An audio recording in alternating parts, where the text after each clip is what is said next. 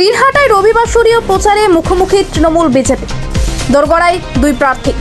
ভোটের আগে রবিবার দিনহাটা শহরে জমে উঠল রাজনৈতিক লড়াই। তৃণমূল কংগ্রেস ও বিজেপি দুই শিবিরের প্রার্থী এদিন সকাল থেকেই দোরগড়ায় পৌঁছে জনসংযোগে জোর দিলেন।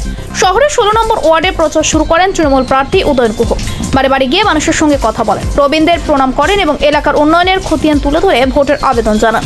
তিনি বলেন, অসমাপ্ত উন্নয়নমূলক কাজ শেষ করতে আবারও মানুষের সমর্থন প্রয়োজন। অন্যদিকে 7 নম্বর ওয়ার্ডে প্রচার চালান বিজেপি প্রার্থী অজয় রায়।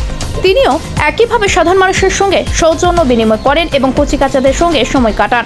তবে তার প্রচারের মূল সুর ছিল শাসক দলের বিরুদ্ধে দুর্নীতির অভিযোগ। তিনি দাবি করেন, মানুষের আশা আকাঙ্ক্ষা পূরণে বিজেপি বিকল্প শক্তি। দুই প্রার্থীকে এদিন অত্যন্ত সাধারণ ও ঘরোয়া ভঙ্গিতে ভোটারদের কাছে পৌঁছতে দেখা যায়। প্রবীণদের পায়ে হাত দিয়ে প্রণাম করা থেকে শুরু করে পরিবারের সদস্যদের সঙ্গে কথা বলা, সব মিলিয়ে জনসংযোগে আলাদা মাত্রা যোগ হয়।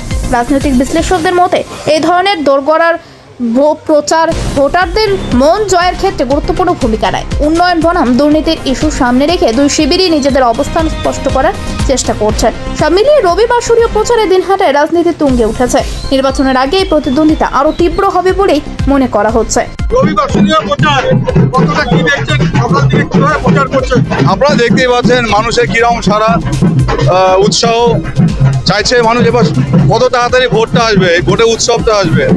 সেই সাথে আমরা যেটা দেখতে পাচ্ছি, বিভিন্ন মানুষের সাথে কথা বলে যে এতদিন এই তৃণমূল কংগ্রেস এই রাজ্যে ক্ষমতা থাকার পরেও, এতদিনে পৌরসভা থাকার পরেও মানুষের এখানে নিকাশি নালার অবস্থা আপনারা দেখতেই পাচ্ছেন কি অবস্থা। কোনো পরিষ্কার পরিচ্ছন্ন করা হয় না, জলের সমস্যা রয়েছে। এবং পাশাপাশি আপনারা যদি দেখি যে এর আগে অনেক দুর্নীতি এই পৌরসভা হয়েছে।